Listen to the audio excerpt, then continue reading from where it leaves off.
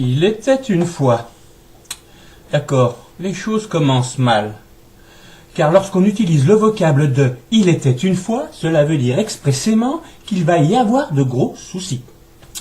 Pourquoi avertir le lecteur de la trame? Ceci est complètement idiot. Passons, la chose est dite. La jeunette vit dans un château avec son papounet, sa belle doge et ses presque frangines. Eh bien, Mazette, quelle chanceuse! Tout le monde ne vit pas dans une telle demeure. Mais voici que cela se gâte. Le brave père eut la fâcheuse idée de trépasser, laissant la belle idiote seule. C'est la peine là, d'un seul coup. Et immédiatement, la si belle maman habille la nigaude en haillons et lui fait accomplir les tâches de souillon. Pourquoi? Mais pour lui faucher son héritage, quoi d'autre? La marâtre avait une habitude singulière.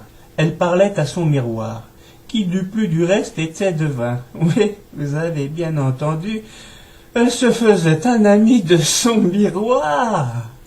Que cela est ridicule au plus haut point. Et chaque jour, elle lui posait sa question favorite. « Miroir magique au mur, qui a beauté parfaite et pure ?» Et chaque jour, elle obtenait de lui « La plus belle, vous êtes !» Mais au bout d'un certain temps, son pote, le miroir, en eut marre. C'est vrai quoi, l'on me demande toujours les mêmes balivernes, alors que j'aspire à de plus hautes fonctions, marmonnait-il.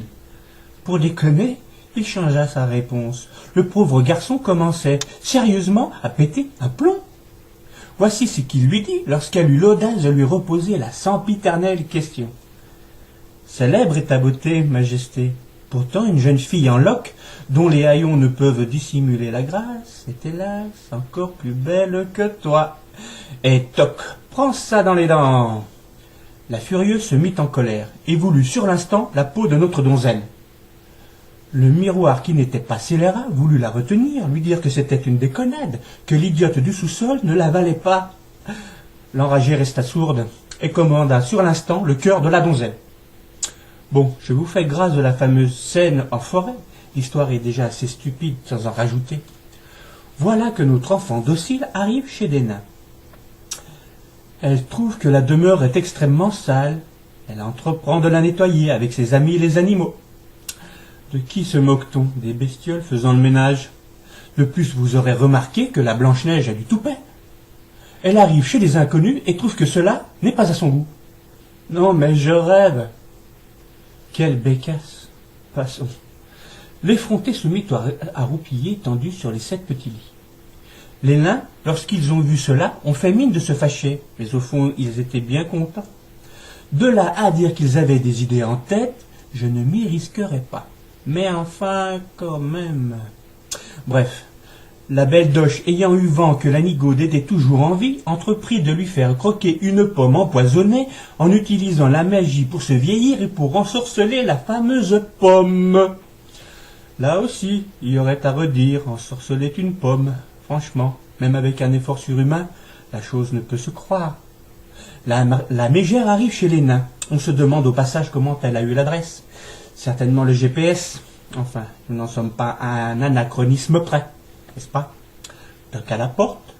Notre pécore lui ouvre, discute avec la vieille s'il l'aide, écoute ses conseils, répond à toutes ses questions, et de surplus croque la fameuse pomme. Dites-moi, elle ne serait pas un peu simplette, notre mijaurée? Que lui ont appris ses parents? On ne répond pas aux inconnus. Ce n'est quand même pas compliqué.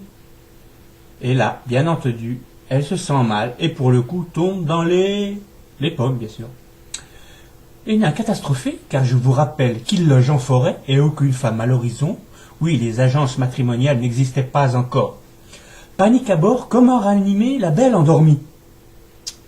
Les personnes de petite taille ont une idée, et si on la momifiait? Certains protestèrent. Oui, ils avaient toujours dans un coin de leur tête une petite voix qui leur disait et si elle finissait par se réveiller? Ils avaient par un miracle que je n'explique pas, encore un, une boîte en verre. Ils mirent notre pain beige dedans, en cas de réveil il serait aux premières loges. Et voilà qu'un bellâtre à qui l'on n'avait rien demandé se mit en tête de la venir visiter. Comment, je vous prie, aurait-il eu l'adresse? Mais que d'invraisemblance, je vous jure.